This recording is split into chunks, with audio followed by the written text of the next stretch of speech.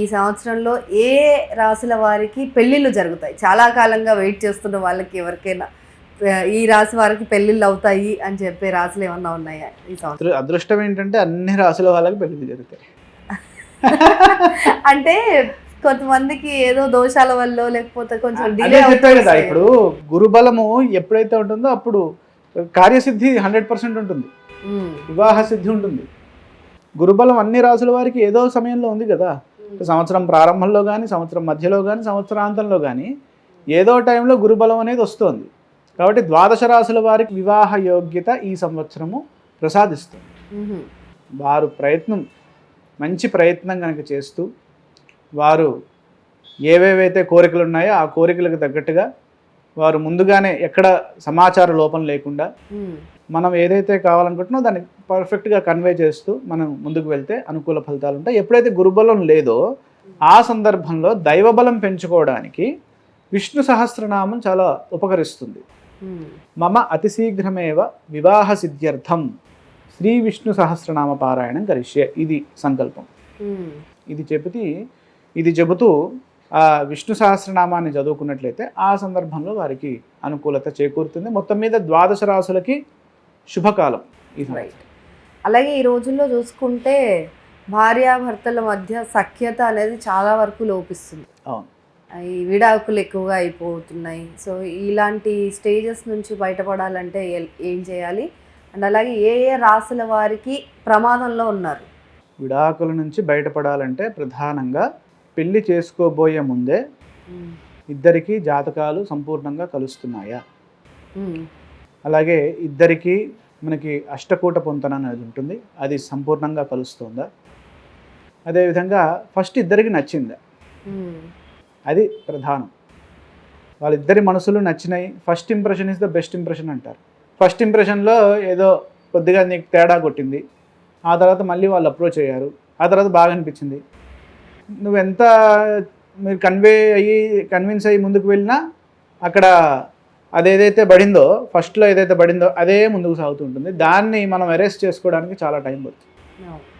కాబట్టి ఫస్ట్ మనం వాళ్ళిద్దరికీ నచ్చిందా, వాళ్ళిద్దరి మధ్యలో సదభిప్రాయం ఉందా అనేది చూసి ఆ తర్వాత జాతకాలు ఇద్దరివి అనుకూలంగా ఉన్నాయో చూసుకొని మనం ముందుకు వెళ్ళినట్లయితే అసలు విడాకులు రావు, ఈ కేసులని తగ్గుతాయి. అదేవిధంగా ఇప్పుడు మనం ఇందాక చెప్పుకున్నట్టుగా ఏలినాటి శని, అష్టమ శని, అర్ధాష్టమ శని, ఈ స్థానాల్లో శని సంచారం చేస్తున్నటువంటి రాసులు ఎవరైతే ఉన్నారో, అంటే ధనుస్సు, మీనము, కుంభము, మేషము ఏలినాటి శని, ధనుసుకేమో అర్ధాష్టమ శని, అలాగే సింహరాశికి అష్టమ శని.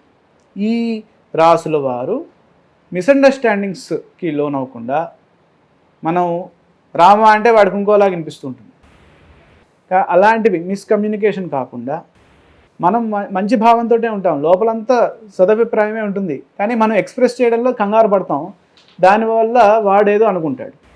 కాబట్టి ఎదుటి వ్యక్తికి మన యందు ఎక్కడ నెగిటివ్ ఇంప్రెషన్ లేకుండా జాగ్రత్తగా మనము ముందుకు వెళ్ళినట్లయితే, శని ధ్యానం చేసుకుంటూ ముందుకు వెళ్తే వాళ్ళందరికీ అనుకూల ఫలితాలు ఉంటాయి. ఎక్కడ ఫస్ట్ ఒకటేనండి, ఇందాక మనం అనుకున్నట్టుగా పాజిటివ్ థింకింగ్, పాజిటివ్ యాటిట్యూడ్. ఎప్పుడైనా ఒక మనిషిని ఒక ఫ్రేమ్లో చూడకూడదు. అబ్బా ఇతను వచ్చాడంటే ఏదో తిడతాడు అనేటటువంటి ఫ్రేమ్ పెట్టుకున్నావా, వాడెంత గొప్పవాడు, వాడెంత మంచివాడైనా వీడికి ఇబ్బంది అవుతూ ఉంటుంది, మనసులో ఒక నెగిటివ్ థాట్స్ నడుస్తూ ఉంటాయి. వాళ్ళకి అవకాశం ఇవ్వాలి, వాళ్ళకి ఏం మాట్లాడతారు ఏమిటి, ఎందుకంటే అందరం ఒకేలా పుట్టాం, అందరూ ఎవరైనా సరే ఒకే రకంగా పుట్టారు, అందరూ మాతృ గర్భం నుంచే వచ్చారు, అందరికీ ఎన్విరాన్మెంట్ ఒకటే, పంచభూతాలు ఒకటే. కాకపోతే మనం అర్థం చేసుకునేటటువంటి ఆలోచన, అలాగే సమయము, ఏ సమయంలో నిర్ణయం తీసుకుంటున్నాం, సరైన సమయమా కాదా, స్పాట్ డెసిషన్స్ వద్దు, టేక్ యువర్ టైం. అందుకనే మనకి మీరు విడాకుల కేసులకు వెళ్ళినా కోర్టు వాళ్ళు ఫస్ట్ కౌన్సిలింగ్ పంపిస్తారు, వాళ్ళు ఫస్ట్ ఏం వినరు, ఫస్ట్ వాళ్ళకి పోలీస్ స్టేషన్ పంపించి కౌన్సిలింగ్ ఇస్తారు, ఫ్యామిలీ కోర్ట్స్. కాబట్టి వాళ్ళు ఏంటి అక్కడ ఏం చేస్తారు, వాళ్ళు టైం తీసుకుంటున్నారు, ఎక్కడ వాళ్ళు సార్ట్అవుట్ చేస్తున్నారు, ఎక్కడ ఇబ్బంది వచ్చిందనేది. అలా కూర్చొని సార్ట్అవుట్ చేసుకోవడం, మాట్లాడుకోవడం, ఇగోస్కి లేకుండా. వివాహ జీవితంలోకి ఎంటర్ అవుతున్నాం అంటే గుళ్ళోకి ఎంటర్ అయ్యేటప్పుడు మనం ఏం చేస్తాం, చెప్పులు బయట. ఎస్, వివాహ జీవితంలోకి ఎంటర్ అవుతున్నామంటే ఈగోని బయట విడిచేసి లోపలికి రావాలి. ఇంట్లోకి ఎంటర్ అవుతున్నాం, గృహంలోకి ఎంటర్ అవుతున్నాం, ఈగో తీసేయి. నువ్వు గొప్ప నేను గొప్ప, ఇంట్లో నువ్వు నీ ప్రతాపం చూపించడమే ఉంది. అది వద్దు.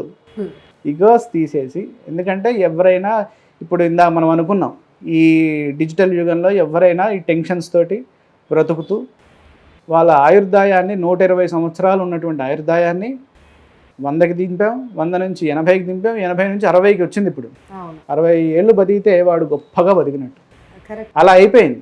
కాబట్టి ఎవరికైనా అదే ఆయుర్దాయం. కాబట్టి జాగ్రత్తగా ఈ ఉన్నంతకాలం ఆనందంగా ఉందాం, ఫ్రెండ్స్ లాగా మిగిలిపోదాం అన్నట్టుగా జాగ్రత్తగా అన్నారు కదా, అది కాంప్రమైజ్ అనేది ఉండాలి అని చెప్పి. కానీ కాంప్రమైజ్ అనే వర్డ్ పెద్ద బూతుల్లా చూస్తున్నారు ఇప్పుడు. ఈగో వదిలేస్తే కాంప్రమైజ్ అవ్వచ్చండి. ఈగో తీసేయాలి. నాది నాకు అనేది తీసేయాలి. మనది అనేది వస్తే, మనది మన ఏదైనా ఒక వస్తువు ఉందంటే ఇది మనది. ఒక ఫోన్ ఉందంటే అది నాది, నా ఫోన్ ఇది అనకూడదు. భార్యాభర్తలు ఇది మనది. ఏ సమస్యలైనా వచ్చేది ఈగోతోటే. ఇప్పుడు ఏదైనా ఇబ్బంది వచ్చింది, సరే ఓకే అనేసి వదిలేసేయండి. సరే ఓకే అనేది వదిలేస్తే అసలు అక్కడితో క్లోజ్ అయిపోద్ది. ఎదుటివాడు మాట్లాడుతున్న ఆవేశంగా చాలా ఉధృతంగా మాట్లాడుతున్నారు, కామ్గా ఉండి వినండి. మీరు ఏం మాట్లాడద్దు, అసలు మీరు ఒక్కటి కూడా అడ్డుకోవద్దు, మాట్లాడద్దు. వాళ్ళు మాట్లాడేసి వాళ్ళ దగ్గర కంటెంట్ అయిపోతుంది, వాళ్ళే అయిపోతారు. Simple silence is great weapon అని అన్నారు మహాత్మా గాంధీజీ. కాబట్టి సైలెంట్గా మన పని మనం జాగ్రత్తగా చూసుకుంటూ, మన కుటుంబాన్ని మనం దృష్టిలో పెట్టుకుంటూ, మనం ధర్మ ప్రజా సంపత్త్యర్థం స్త్రియముద్భయ అని మనకి శాస్త్రం చెప్పింది. అంటే వివాహం దేనికి చేసుకున్నాం? పిల్లల కోసం. ధర్మ మార్గంలో సంతానాన్ని పొంది ఆ సంతానాన్ని రేపొద్దున ఈ ధర్మాన్ని కొనసాగించేందుకు వివాహాన్ని చేస్తున్నారు అనే సంకల్పంలో చెప్తారు. కాబట్టి దాన్ని మోటోని దృష్టిలో పెట్టుకోవాలి. ఉద్యోగానికి ఎందుకు వెళ్తున్నాం? డబ్బుల కోసం సంపాదించడానికి వెళ్తున్నాం కదా. వాడేదో తిట్టాడని ఉద్యోగం మానేస్తావా? అట్లా మానేస్తే ఎన్ని ఉద్యోగాలు మారాలి నువ్వు? కాబట్టి మనం ఆ సందర్భంలో ఉద్యోగంలో, కార్యస్థలంలో మన పై అధికారి ఏదన్నంటే మనం ఇలా నుంచొని ఓకే సార్ అని ఎలాగైతే వస్తున్నామో, దేనికోసం పనిచేస్తున్నాం అక్కడ మోటో తెలుస్తుంది. నీకు డబ్బుల కోసం చేస్తున్నావు అని. ఇక్కడ పిల్లల కోసం చేసుకున్నాం వివాహం. ఇక్కడ సంతానం బాగుండాలి, వాళ్ళ యొక్క భవిష్యత్తు బాగుండాలి. వాళ్ళు రేపొద్దున ఈ మన దేశ భవిష్యత్తుని ముందుకు తీసుకెళ్లే విధంగా పౌరులుగా, నేటి బాలలే రేపటి పౌరులు అన్న విధంగా మనం వాళ్ళని తీర్చిదిద్దాలి అని అంటే ఇద్దరూ తప్పనిసరిగా ఎక్కడో అక్కడ కాంప్రమైజ్ కానిదే ఏది. ఇప్పుడు అన్నీ మూస్తేనే బలం. ఏ వేలో ఒంటరిగా ఏది పని చేయలేదు, అన్నీ కలిస్తేనే. కుటుంబం అంటే అన్నీ కలిస్తేనే. కాబట్టి అందరూ సంఘటితంగా ఎస్ ఇది మాది, నా వరకు వస్తే మా కుటుంబం నిలుస్తుంది అనేటటువంటి ధైర్యాన్ని ఆ వ్యక్తికి, అంటే మనం కొత్తగా ఎంటర్ అయ్యేటటువంటి వ్యక్తికి, అంటే 30 సంవత్సరాలు 20 సంవత్సరాలు ఒక కుటుంబంలో పెరిగి వచ్చినటువంటి వ్యక్తి సడన్గా మీకు ట్రాన్సిషన్ షిఫ్ట్ అయిపోవాలంటే అదేం సాఫ్ట్వేర్ కాదు. మీరు ఇక్కడ నుంచి అక్కడికి వేయడానికి మనస్సు అది. కొద్దిగా ఇట్ విల్ టేక్ టైం. మగవాడు వెళ్ళట్లా ఆడవాళ్ళ ఇంటికి. ఒక్కసారి మగవాళ్ళు వెళ్ళి చూడండి ఎట్టుంటుందో. అది మీకు కావ్యాల్లో కూడా చెప్తారు. కాబట్టి మనకి ఆ విధంగా, అంటే ఆ వ్యక్తికి సపోర్ట్ ఇచ్చే విధంగా మనము వ్యవహరిస్తే, ఇదంతా ఎవరి వల్ల వస్తుంది? పెద్దల వల్ల, ఇంట్లో ఉండేటటువంటి అత్తమామల వల్ల వస్తుంది. అత్తమామలు కరెక్ట్గా వాళ్ళు గొప్పగా చూశారనుకోండి. ఇప్పుడు పిల్లాడేమన్నా ఒక మాట చేసినా, పిల్లాడిని వెనకేసుకు రాకుండా అమ్మాయిని వెనకేసుకొచ్చిన నాడు ఆ కుటుంబం నిలబడుతుంది. అలా కాకుండా పిల్లాడినే సపోర్ట్ చేస్తే ఈ అమ్మాయి ఎక్కడికి పోతుంది పాపం? వాళ్ళ తల్లిదండ్రులను ఆశ్రయిస్తుంది. అక్కడి నుంచి మళ్ళీ స్టార్ట్. అక్కడక్కడ వీళ్ళు ఆలోచన చేసుకోవాలి. చాలా సింపుల్ అవి అన్నీ, చిన్నవి అవి. కాబట్టి దాన్ని మనం జాగ్రత్తగా మేనేజ్ చేసుకుంటే అది పెద్ద ఇష్యూయే కాదు. ఫెంటాస్టిక్ అండి. అలాగే ఈ సంవత్సరం 2026లో ఎవరెవరు ఏ రాసుల వాళ్ళు భూములు కొంటారు, ఇల్లులు కొంటారు, చరాస్తులు, స్థిరాస్తులు అని? అంటే ఇప్పుడు మనకి అత్యంత గొప్ప ధనలాభము, తర్వాత అదృష్ట యోగము ఇందాక అనుకున్నాం మనం, తులారాశి అని. తులారాశి వారికి 2 సార్లు గురుబలం వస్తుంది, వారికి చాలా ఎక్సలెంట్గా ఉంది. అలాగే ధనుసు రాశి వారికి, అలాగే విధంగా కుంభరాశి వారు. ఈ 3 రాసుల వారికి విశేషమైనటువంటి రాజయోగాలు ఉన్నాయి. కాబట్టి వీళ్ళకి ఎక్స్ట్రా పవర్ ఉంది. వాళ్ళు ఇంకాస్త ఎక్కువగా అభివృద్ధి చెందడానికి అవకాశం ఉంది. కాలం బాగా సహకరిస్తుంది, ఎక్కువ కాలం సహకరిస్తుంది. మిగతా రాసుల వారికి కూడా అనుకూలంగా ఉంది.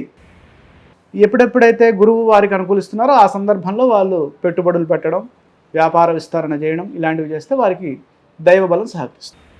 ఇక మిగతా రాసులు ఏవైతే ఉన్నాయో మిగతా 9 రాసులు గురుబలం వస్తుంది 9 రాసులకి ఏదో రకంగా సంవత్సరం మొత్తంలో. కాబట్టి వాళ్ళకు కూడా ఆయా కాలాలు ఇందాక టైం లైన్ చెప్పుకున్నాం కాబట్టి ఆ టైం లైన్ ప్రకారంగా వాళ్ళు ఇన్వెస్ట్మెంట్స్ అనేవి చేసుకోవాలి. ఒకవేళ వాళ్ళ ఫ్రెండ్స్ కనుక ఈ తులారాశుల్లో కానీ ధనుసు రాశుల్లో కానీ కుంభరాశిలో కానీ ఉంటే వాళ్ళ యొక్క ఆలోచనలు తీసుకుంటూ వీళ్ళు ముందుకు సాగినా వాళ్ళకు కూడా మంచి ఫలితాలే వస్తాయి. అది ఆ రకంగా కూడా అనుకూలం. ఫెంటాస్టిక్. అలాగే శివగారు, ఈ సంవత్సరం ఏ ఏ రాశుల వారికి ఉద్యోగ అవకాశాలు ఎక్కువగా ఉన్నాయి? ఉద్యోగ అవకాశాలు ఇప్పుడు తృతీయంలో ఉన్నటువంటి శని మకర రాశి వారికి ఉంది. అలాగే లాభస్థానంలో వృషభ రాశి వారికి ఉంది. అదేవిధంగా మనకి తులారాశి వారికి 6వ రాశిలో ఉంది. ఈ 3 రాశుల వారికి ఉద్యోగ రీత్యా ఉన్నత యోగాలు గోచరిస్తున్నాయి. అది అలాగే మనకి వృషభ రాశి వారికి దశమ స్థానంలో రాహు డైరెక్ట్గా యోగిస్తున్నారు. అంటే దశమం అంటే ఉద్యోగ స్థానంలో రాహు వారికి విశేషమైన లాభాలను ఇస్తున్నారు. వృషభ రాశి వారికి కూడా చాలా గొప్ప శుభ ఫలితాలు, ఉద్యోగంలో ఉన్నతి ఇవన్నీ గోచరిస్తున్నాయి. అలాగే 2025 వరకు కంప్లీట్గా కష్టాల్లో ఉండి ఈ సంవత్సరం అద్భుతంగా వాళ్ళ లైఫ్ చేంజ్ అవ్వబోతుంది అనే రాశులు ఏ రాశులు? కర్కాటక రాశి. గత కొంతకాలంగా పాపం బాగా నలిగిపోయారు.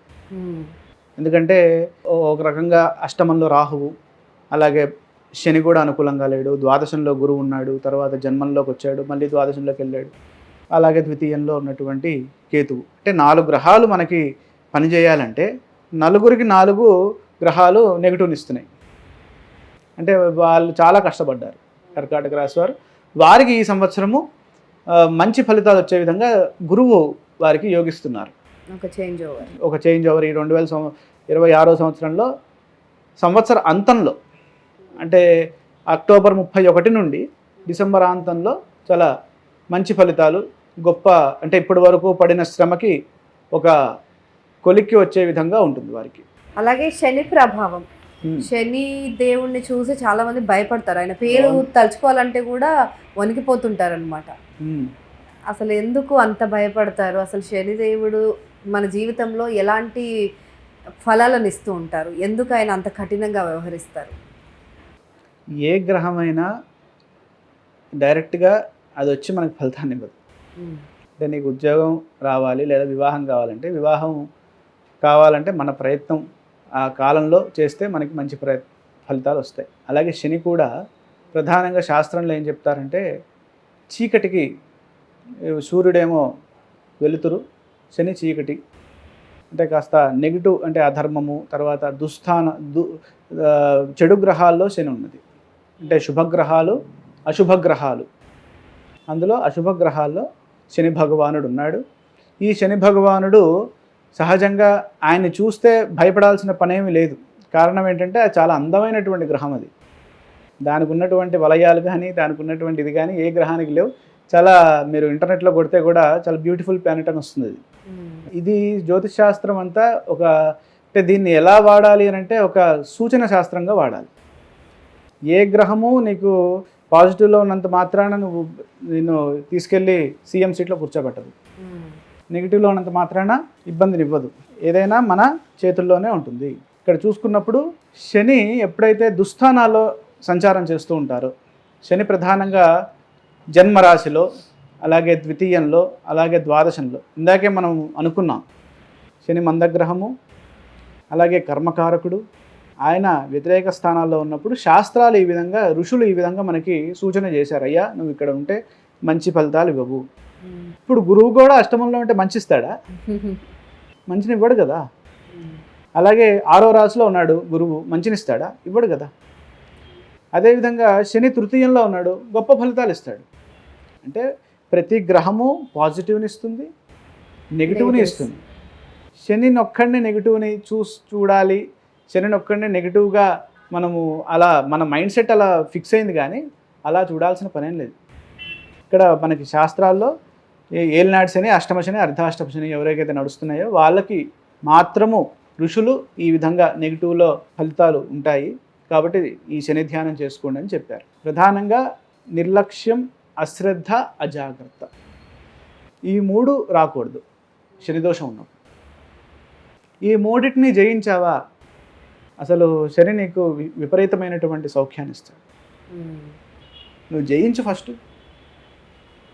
4 o'clockకి పొద్దున్నే లేవాలంటే నీ వల్ల కాదు శనిదోషం ఉన్నప్పుడు. లేస్తానులే, స్నూజ్ చేస్తాం అలారాన్ని, అంతేగాని ఎండ్ చేయం. కాబట్టి అది 4 కాస్త 9 అవుతుంది లేచేటప్పటికి.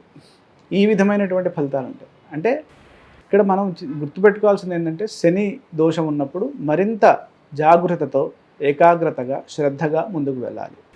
అప్పుడు మనకి నెగిటివ్స్ ఏమి రావు, భయపడాల్సిన పనేమి లేదు. జాతకం అనేది భయపెట్టేది కాదు, నీకు భరోసానిచ్చేది. కాబట్టి ఇది బాగాలేదు అని చెప్తున్నంత మాత్రాన నువ్వు ఇబ్బంది పడాల్సిన పని లేదు. బాగాలేకపోతే నువ్వు దాన్ని సరి చేసుకోవాలి. ఇప్పుడు నీకు జ్వరం ఉంది కాబట్టి నువ్వు ఇంట్లో కూర్చొని ఏడుస్తుంటావా, లేదా మెడికల్ షాప్కి వెళ్ళి డోలో తెచ్చుకుని వేసుకుంటావా? అదేవిధంగా ఇక్కడ కూడా నెగిటివ్ దశ జరుగుతుంది అన్నప్పుడు జాగ్రత్తగా మనం చూసుకోవాలి. సూపర్. అలాగే శివ గారు, 2026 సంవత్సరంలో 2 గ్రహాల కదలికలు ముఖ్యంగా కొన్ని రాశులపైన విశేషమైన ప్రభావం చూపిస్తున్నాయంట. అవి ఏ రాశులు, ఏ ప్రభావం చూపించబోతున్నాయి? ఇప్పుడు దాకా మనం చెప్పుకుంది అదే కదా. ఇక్కడ 2 గ్రహాలు అంటే నాకు అర్థమైంది ఏంటంటే గురువు 3 రాశుల్లో మారుతున్నాడు. అదేవిధంగా రాహుకేతువులు డిసెంబర్ 5వ తారీఖున మారుతున్నారు. అంటే సంవత్సరాంతంలో, అంటే ఫస్ట్ నుంచి వాళ్ళు ఏం మారకుండా అక్కడే ఉంటున్నారు. అంటే రాహువు కుంభంలో, మళ్ళీ డిసెంబర్ 5 నుంచి రాహువు మకరంలోకి వస్తారు. ఓకే. అలాగే కేతువు కర్కాటకంలోకి వెళ్తారు. కాబట్టి అది ఎప్పుడు డిసెంబర్ 5 సంవత్సరాంతంలో జరుగుతుంది అది, ఆ ప్రక్రియ. అప్పటి వరకు రాహు అక్కడే ఉంటాడు, కేతువు సింహంలోనే ఉంటాడు, రాహు ఏమో కుంభంలో ఉంటాడు. ఇక మారే గ్రహము, ఎక్కువగా మారే గ్రహం అంటే ఈ గురువే. శనిలాగూ అక్కడే ఉన్నారు సంవత్సరాంతం. కాబట్టి ఈ 2 గ్రహాల కలయిక అంటే ఈ రాహుకేతువులను ఒక గ్రహంగా మనం భావిస్తే, అంటే తలా తోక కదా రాహుకేతువులు అంటే.